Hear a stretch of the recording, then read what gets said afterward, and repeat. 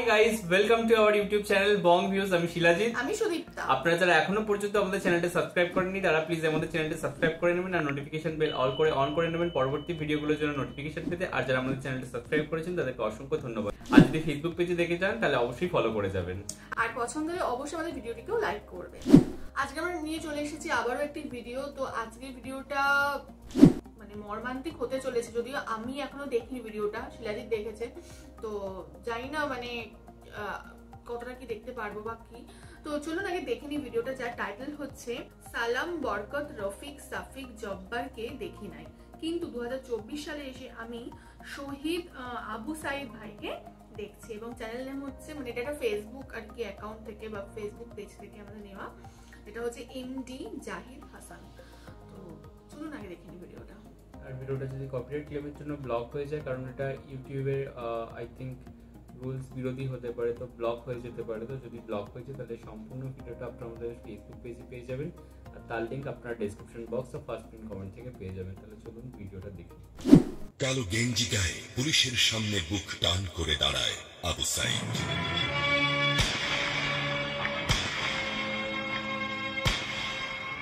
Police তাকে রক্ষা করার বদলে গুলি করে। ঠাস ঠুস কয়েকটা গুলির মধ্যে একটা গুলি লাগে তার কোমরে। খানিকটা ভাঁজ হয়ে যায় শরীর। সম্ভবত সে বুঝতে পারে নাই। ঘাড় ঘুরিয়ে কোমর দেখার চেষ্টা করে একবার, তারপর আবার আগের মতো আবার দুই হাত প্রসারিত করে সিনা টান করে দাঁড়ায়। ডান হাতে ছোট্ট একটা লাঠি। বিশ্ববিদ্যালয়ের প্রধান ফটকের পাশে বেশ কয়েকজন পুলিশ, হাতে রাইফেলের তাজা গুলি, আবারও গুলির শব্দ। পরে গুলিটা কোথায় লাগলো বোঝা গেল না, তবে আবু সাইদ টলছে। পড়বে ভাব, কিন্তু সে সোজা হয়ে দাঁড়ানোর চেষ্টা করছে। গুলি খাওয়ার আগে ফেসবুকে তার শেষ পোস্ট ছিল, যতদিন বেঁচে আছেন মেরুদণ্ড নিয়ে বাঁচুন। সেজন্যই হয়তো গুলি খাওয়ার পরও সোজা হয়ে দাঁড়াতে চাইছিল, কিন্তু পারছিল না। আবু সাইদের মেরুদণ্ড সোজা থাকলেও শরীরটা মাটির দিকে ক্রমশ ঝুলে পড়ছিল। সবুজ জামা পরা বন্ধু এগিয়ে আসে, পুলিশের গুলির ভয় ডর পাশে রেখে আবু সাইদকে ধরে। আরো দু একজন আসে, আবু সাইদকে হাসপাতালে নিতে হবে। আবু সাইদ হাঁটতে পারছে না, শরীর ছেড়ে দিচ্ছে। 4-5 জন হাত পা ধরে শূন্যে তোলে। আবু সাইদ ঝুলছে আর রক্ত পড়ছে টপ টপ টপ। যে আবু সাইদ কিছুক্ষণ আগেও বুক চিতিয়ে দাঁড়িয়ে কোটা সংস্কার আন্দোলনে নেতৃত্ব দিচ্ছিল, সে এখন শূন্যে ঝুলছে, যেভাবে ঝুলছে মেধাবীদের ভাগ্য। রাত 10টার আগেই বাড়িতে যাওয়ার কথা ছিল আবু সাইদের। মা অপেক্ষা করছে, বোন অপেক্ষা করছে। তখনও তারা জানে না আবু সাইদের মৃত্যু সার্টিফিকেট লিখছে কর্তব্যরত ডাক্তার।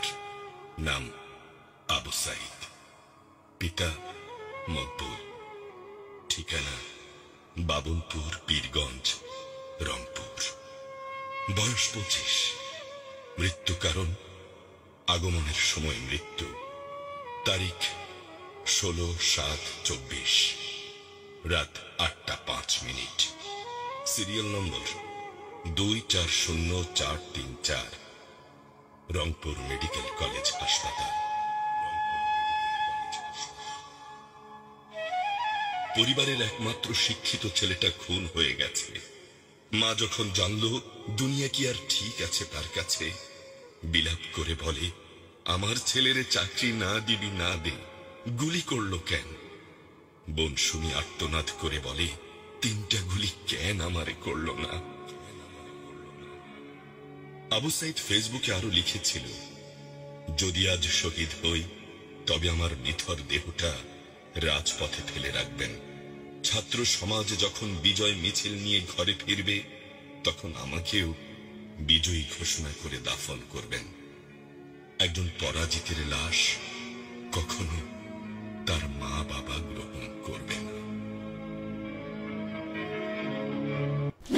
আচ্ছা, দেখলাম হচ্ছে ভিডিওটা, মানে এটা আমার পক্ষে পুরো আনএক্সপেক্টেড ছিল। মানে এইরকম ভাবে যে দেখতে হবে, মানে সিরিয়াসলি মানে পুরো গায়ের মনে কাটা দিয়ে উঠলো, মানে অত্যন্ত শিহরিত একটা ভিডিও ছিল। আর মানে এরকম কে করে, মানে তারা হচ্ছে আন্দোলন করছে, পুলিশ হয়তো তাদের ঠেকানোর চেষ্টা করছে, আটকানোর চেষ্টা করছে, বাট এরকম ভাবে ওপেন গুলি, এবং তারা সন্ত্রাসবাদী কেউ নয় বা তারা যে টেরোরিস্ট সেটাও নয়, তারা হচ্ছে যুব সমাজ, বাংলাদেশের ছাত্র সমাজ, শিক্ষিত প্রত্যেকে, এবং তারা তাদের নিজের অধিকারের দাবি জানাচ্ছে। তারা কিন্তু কোনো বিপথে গিয়ে অন্যায় পথে গিয়ে কোনো অন্যায় আবদার করছে, তারা তাদের নিজেদের অধিকারটাকেই প্রকাশ করার চেষ্টা করছে। এবং এটার তাদেরকে বলুন থামানো বলুন, একটা শান্তিপূর্ণ অবস্থা বলুন, সেটা অনেকভাবে করা যেতে পারে, কিন্তু এরকম ভাবে ওপেন গুলি করে, মানে যারা তাকে শুট করেছে তারা মানে তাকে মারার জন্যই করছে, কারণ অবভিয়াসলি শুট করলে তো নিশ্চয়ই কেউ বেঁচে থাকবে না। এটা তো খুব লাঠি চার্জটা মানা যায় যে চলো লাঠি চার্জ করলাম আটকানোর জন্য, তো ডাইরেক্ট যখন আমি গুলি করছি আমরা তাকে মারার জন্যই আমি গুলিটা করছি, একদম তো খুন করার জন্য। তো এই জিনিসটা কেন হলো এবং এটার জন্য সরকারের কি বক্তব্য এটা আমি জানতে চাই, যে এটার জন্য সরকার কি বলছে, আমার পুলিশটা কেন এটা করলো। কোনোভাবেই মানা যায় না, এবং তার পরিবার, তার ফ্যামিলি, তার প্রত্যেকে, তাদের কাছে সরকার মানে কি অ্যান্সারটা দেবে, পুরো দেশবাসীর কাছে কি অ্যান্সার দেবে। এবং একটা 25 বছরের তরতাজা প্রাণ চলে গেল, এর কি কখনো কোনো ক্ষতিপূরণ সম্ভব? এবং আরেকটা ব্যাপার হচ্ছে, সে যদি কোনো জঙ্গি বা উগ্রপন্থী এই সমস্ত জায়গা থেকে বিলং করতো, বিষয়টা তবু অন্যরকম হতো, যে হ্যাঁ সে তার পাপের ফল পাচ্ছে। এবং বিষয়টা হচ্ছে এত বাজে একটা সিস্টেমের বিরুদ্ধে লড়াই, এবং হকের চাকরির জন্য কোথাও গিয়ে আর কি তারা লড়াই করছে, এবং একজন মেধাবী ছাত্র এভাবে 25 বছর বয়সে চলে যাওয়া, মানে সেই আমরা কবি সুকান্তর কথা পড়েছি যে 21 বছর বয়সে তিনি মৃত্যুবরণ করেছিল ওই সময়।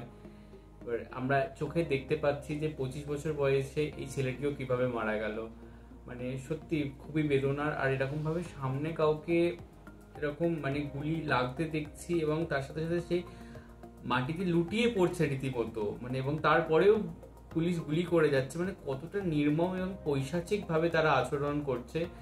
আমাদের এখানে অনেক আন্দোলন হয়, আমরা দেখি লাঠিচার্জ করে বা টিয়ার গ্যাস বা কাঁদানে গ্যাস যেটাকে বলি আমরা, সেই সেল ফাটানো হয় যাতে আন্দোলন ছত্রভঙ্গ হয়ে যায়। কিন্তু এরকম ডিরেক্ট গুলি করে এরকম হত্যা করা, মানে আমার জন্মের পর থেকে বা আমার জ্ঞানত অবস্থায় আমি কোনোদিন দেখিনি এই সমাজে।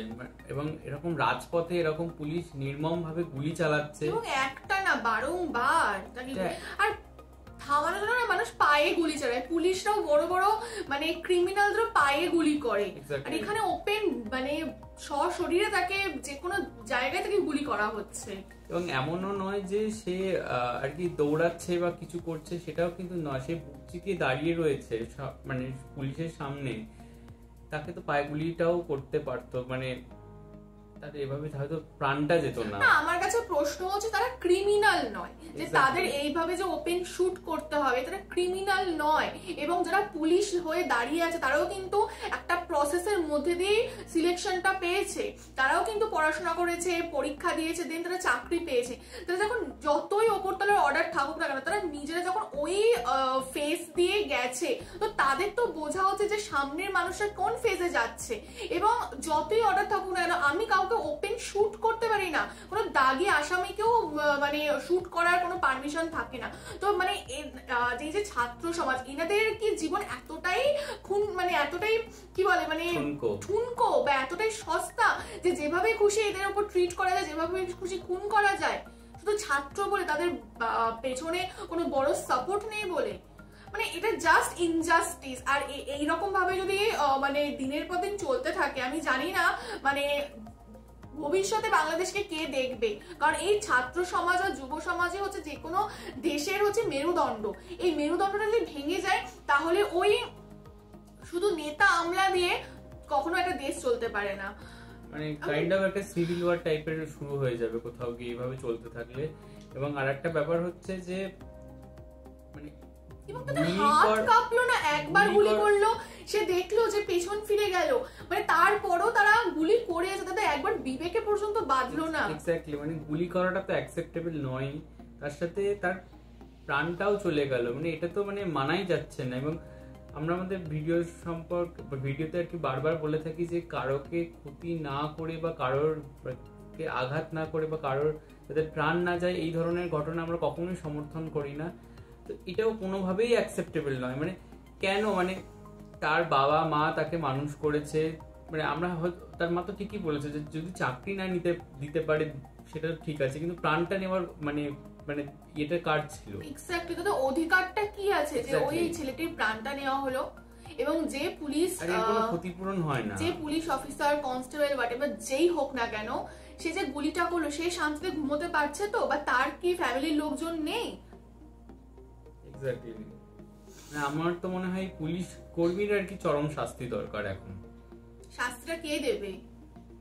সরকারের দরকার, বা আপনাদের যে হাইকোর্ট যে আর কি আইনটা বহাল করেছেন এবং তার জন্য এত আন্দোলন হচ্ছে, তাকেও এবার এই সমস্ত ঘটনাগুলো দেখে মানে আমার মনে হয় জল অনেক দূর গড়িয়ে গেছে, আর ওই রকমের ঠান্ডা ঘরে বসে ক্রুর হাসি হাসার মতো সময় নেই।